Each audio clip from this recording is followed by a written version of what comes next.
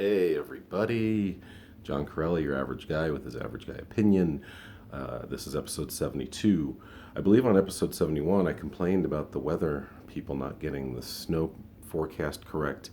And let me just show you what I'm looking at outside my window and basically telling you guys that I have to be quiet now. I don't know if you can see my snow shovel holding up the pine tree that was bent over this morning. There's Boba checking things out, and hopefully he won't get in the way too much. So here we are. I figured a snowy day with not too many things to talk about. Maybe we'll talk about stimulus checks next time. I don't know how I can do 10 minutes on that, but here's something I can do 10 minutes on is my relationships with women over the years. Wow. Luckily for me, there's not a ton, to be honest. I was not a big dater in high school. I was, so I'd say average, like on the popularity scale. I went to a small school. It was only 600 people over the course of 3 grades. We did not have a freshman class because we all went to a junior high, and that's where the ninth graders went. And then from our junior high, most of us went to Jefferson High School, from Wheat Ridge Junior High to Jefferson. So Jefferson had 10th, 11th, 12th grade, 600 kids, so about 200 kids per class. And that's graduated with a class of 200, 220, something like that. So we all knew each other. As far as popularity, though, I was not a popular kid. I don't think I was not an outcast either. I was just somewhere in the middle. I think most people knew each other. And, like, I had my group of friends that I hung out with, and it was fine. But I didn't date. I certainly didn't date anyone at that school. And I mean, I dated like a couple people. One went to Wheat Ridge High School, and I can't even remember where the other one went. It was very brief. I didn't do well. I had no game, no confidence, and was getting no vagina. Wasn't having sex. Didn't have sex till I was 22, which is embarrassing, but here we are. I embarrass myself on this little thing that I do. Yeah, I was born in 1967. I did not have sex till 1990. I think part of the reason some people maybe waited in the 80s is because of AIDS. We were pretty scared of that throughout the 80s, but most of us wore condoms or didn't care, or just thought it was a homosexual problem. But I it wasn't so much a fear for me. I just really was looking for a connection. I think my mom raised me to really not just be a guy that chases tail. And since my male adult influences, my stepfather and my father, were not as influential, I think that maybe that added to that component where I actually kind of liked and cared about women and didn't just go out and try to conquer as much pussy as I could. Sometimes I wish I had, because I know I had opportunities. I definitely did, but it's just like, and I'm not the type of guy like, oh, we got to get married first. Trust me, you guys know I'm not that guy. But I was just like, I wanted it to be kind of right, not even necessarily special, but I just wanted more than just going and getting laid. So yeah, so I was a virgin until I was 22. First woman I had sex with was 26. Didn't go that great, to be honest. I don't think the first time ever does go that great. I was with her a few months. And then after that, I kind of went on a tear for like 3 years. I did get a lot of tail. I don't know, how do you say that respectfully? Oh, by the way, I just want to say these guys are in first place. Really happy about it. And yeah, so I'm fanboying out a little bit today. But yeah, I mean, so like early 90s, I was like with 12 women in the space of 3 years, which for me, I thought was a great run. And luckily, nothing bad happened. I did actually get one STD. I got very lucky with that. It was a very mild STD. In fact, when I went in to get it taken care of to Denver Health, the woman said, "Well, if there's any STD you want, this is it." And I forgot what it was called. It's got a long Latin name, something musculum contagiosa, something like that. Basically, it looks like a heat rash, and I'm not gonna tell you any more on that because it's kind of gross. But yeah, that's one of those ones that will go away, and you don't even need to take pills or anything for it. And by the way, this woman, I think, enjoyed swabbing my penis because that sucks way more than she should have. She's like, yeah, this guy's been fucking. Just it's basically the end of a Q-tip down the hole of your penis, and that's awful. I'm not going to compare it to having a baby. Not even close, but man, it was not pleasant. But it's only like 2 seconds of unpleasantness. So there's 5 minutes already gone, but it will only take me 5 minutes because, like I said, I haven't been in a ton of relationships. So bounced back and forth between women. I mean, they were like I never had a one night stand in those 3 years, but 2 week stands were not common, like So, I kind of got that out of my system. So maybe I wasn't as great as I portrayed myself a few minutes ago, but it was always felt good and consensual, of course, and I had a lot of fun. I hope they had a lot of fun. And then I met my ex-wife, early 1993. Um, we had just started dating. We were dating for a couple months, and then I went to Europe for 2 months. I was really good about that. Did not cheat on her at all. It was very tempting. There were a lot of opportunities, but I was really looking forward to getting back. I loved Europe. I was there 2 months.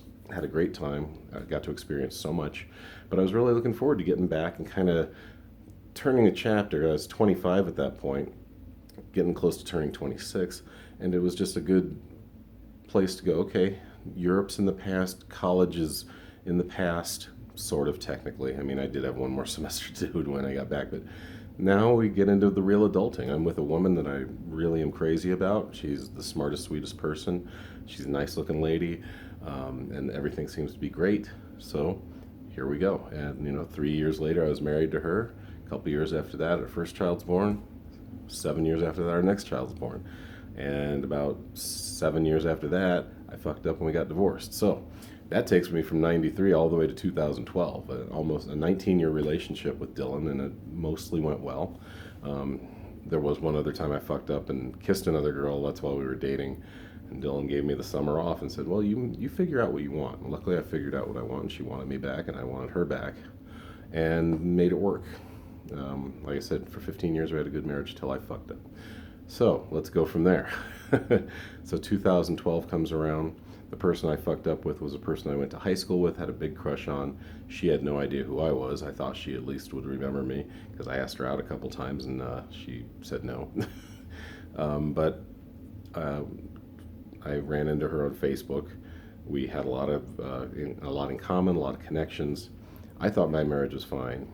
She convinced me that polyamory would work, that I could have her and my ex-wife, wife at the time, of course, and that was a big lie. Let's be honest. Polyamory, unless you have the right mindset for it, it's not going to work, and it has to be something all three of you, whether it's two men and a woman, or two women and a man. I can't talk today.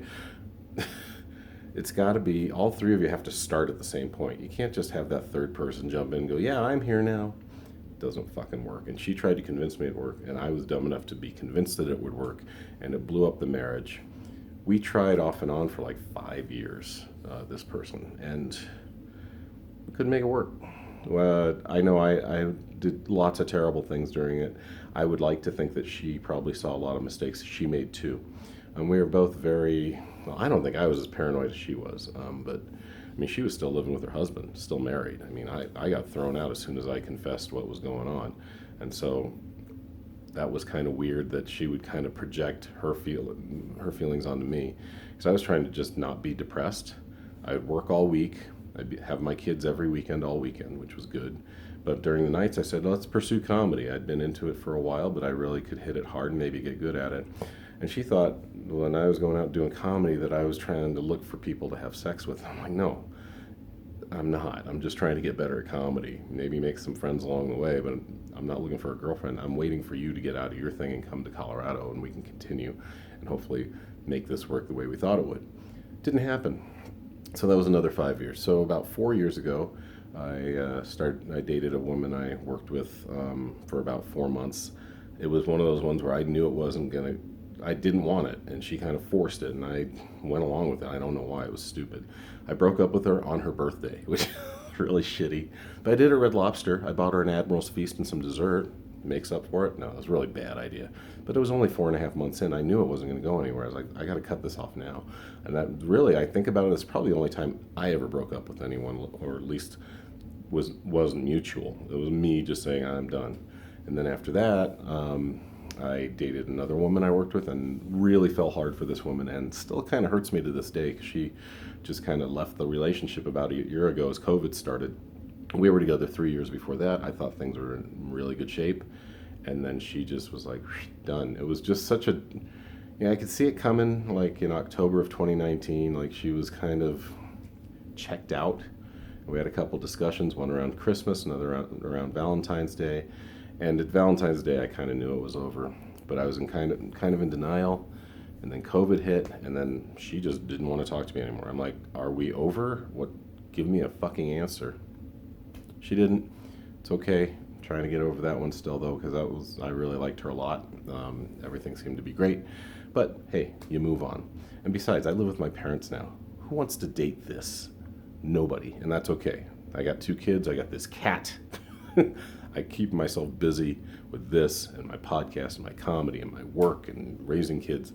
And I babbled a little too much, but there's my relationship history, as if you wanted to know it. Closing in on 11 minutes, but I think the 1 extra minute, it was necessary. I had a lot to say. Thanks, you guys. That's episode 72. See you at 73. And like I say, if you ever want to put comments in these videos and just give me something else to talk about, be glad to do that. I will see you soon. Thanks for listening. We'll see you next time. Bye.